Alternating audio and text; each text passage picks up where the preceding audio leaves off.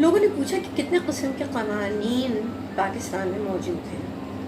حقیقت یہ ہے کہ جب ہم اس طرح کہتے ہیں دو نظام ہے، قانون کے دو نظام ہیں عام طور پہ جو ہوتا ہے۔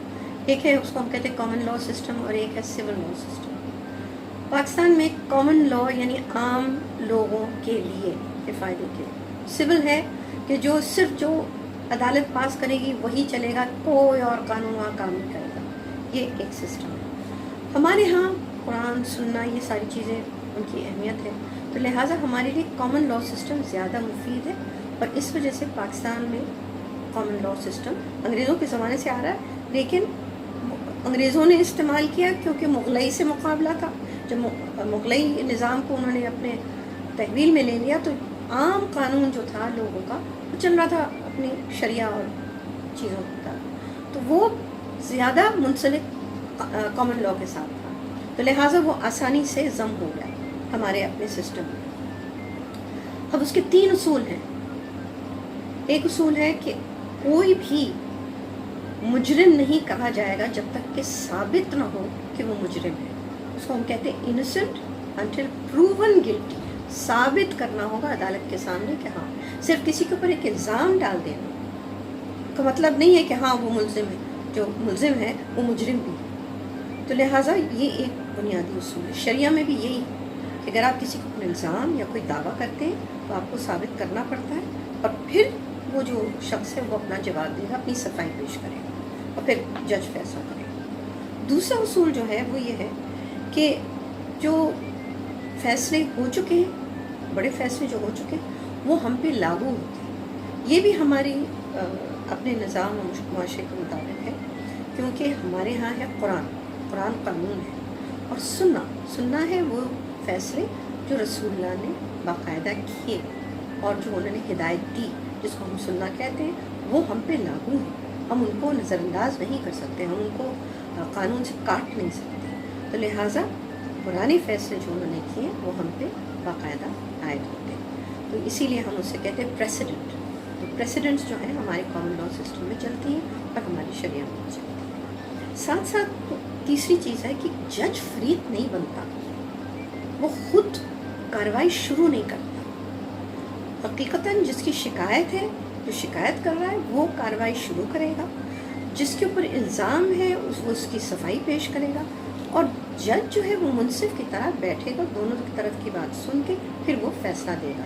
جیسے کہ آپ کوئی ہاکی میچ دیکھ رہے ہیں تو اس میں آپ دیکھیں گے کہ وہاں پہ ریفری امپائر ہے، یا آپ فٹ بال دیکھ رہے ہیں تو وہاں ریفری ہے۔ ریفری خود کھیل شروع نہیں کرتا، سینٹر فارورڈ جو ہے وہ باقاعدہ آتے ہیں، وہ کھیل شروع کرتے ہیں، اور ریفری کا کام ہے صرف وہاں سے فیصلہ دینا اگر کہیں غلطی ہوئی۔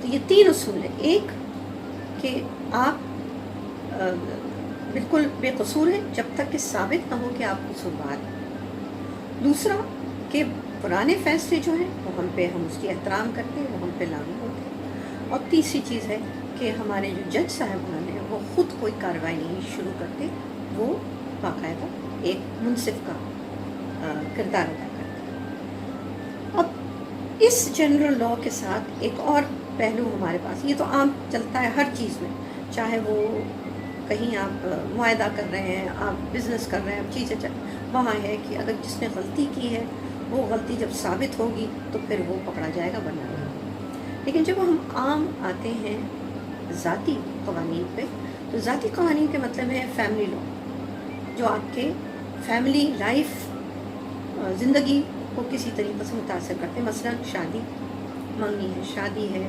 جہیز کے ایشوز ہیں، یا سمجھیے کہ خرچ کے معاملے ہیں، مینٹیننس اس کو ہم کہتے ہیں، خرچ نہیں دیا جا رہا ہے، ساتھ ساتھ اس کے بچوں کی خیال نہیں کیا جا رہا ہے۔ دوسری چیز ہے کہ اس میں طلاق آ گئی، خلا آ گئی، ساتھ ساتھ اس کے آپ کے آگے کہ بچوں کی تحویل کس کے ساتھ ہوگی، کسٹڈی کس کے پاس ہوگی، یہ چیزیں ہم کہتے ہیں ذاتیات۔ تو ذاتی چیزیں جو ہیں وہ آپ کو جو کے قانون ہیں، جو مسئلے ہیں، وہ اس کو پرسنل لا کہتے ہیں۔ اس کے اندر مختلف مذاہب جو ہیں ان کے مطابق وہ قانون عدالت اس کو دیکھتی ہے۔ اگر مسلمان ہیں تو شریعہ کے مطابق، اگر وہ عیسائی ہیں تو کرسچن لا ہوگا، اگر وہ پارسی ہیں تو پارسی کا لا، ہندو ہیں تو ہندوؤں کا، سکھ کو ہیں تو ان کا اپنا جو مذہب کہتا ہے وہ اس کا مطلب بدھسٹ ہیں. اس طرح سے جتنے لوگ اپنے اپنے مذہب کے مطابق ہیں، تو جتنے ذاتی معاملے ہیں، خاندانی معاملے ہیں، اس کے ساتھ ساتھ اس کے ورثہ. یاد رکھیے گا کہ اسلام کے اندر حق کسی ذاتی ملکیت حاصل کرنے کا وہ باقاعدگی سے اجازت ہے. اجازت کیا ہے؟ اس حد تک اجازت ہے کہ جب وہ مالک اس زمین کا، اس جائیداد کا جب وہ انتقال کرتا ہے تو پھر قرآنک شیز کھڑے ہو جاتے ہیں. قرآن اپنے حصے دار، ان کے لاحقین کے پورا نظام موجود ہے کہ کس طریقے سے. تو اس وجہ سے اسلام کے اندر بے شک آپ جائیداد کو بڑھا کرتے کرتے کرتے ایکیومولیٹ نہیں کر سکتے زیادہ. وہ آہستہ سے دوسرے حیات میں جب دوسروں کو آتی ہے، آپ کی حیات ختم ہوتی ہے، دوسروں کے پاس آتی ہے، تو پھر وہ تقسیم ہو جاتی ہے، وہ بیلنس ہو جاتا ہے. وہ میزان ہم اس کو کہتے ہیں، وہ میزان پیدا ہوتا ہے. مگر یہ تصور بعض لوگ کہتے ہیں کہ نہیں پراپرٹی نہیں ہونی چاہیے، اسلام کے اندر ہے ہی نہیں. بالکل غلط ہے. قرآن نے باقاعدگی سے تحفظ دی ہے ہر لاحقین کے باقاعدہ حصے کی. لڑکے کتنا ان کو حاصل ہوگا، لڑکیوں کو کتنا حاصل ہوگا، ماں باپ سب کے حصے اس میں موجود ہیں جیسے جیسے حالات تبدیل ہوتے ہیں. تو اس کو ہم کہتے ہیں پراپرٹی لا. پراپرٹی لا اسلام میں بہت زیادہ اہمیت رکھتا ہے.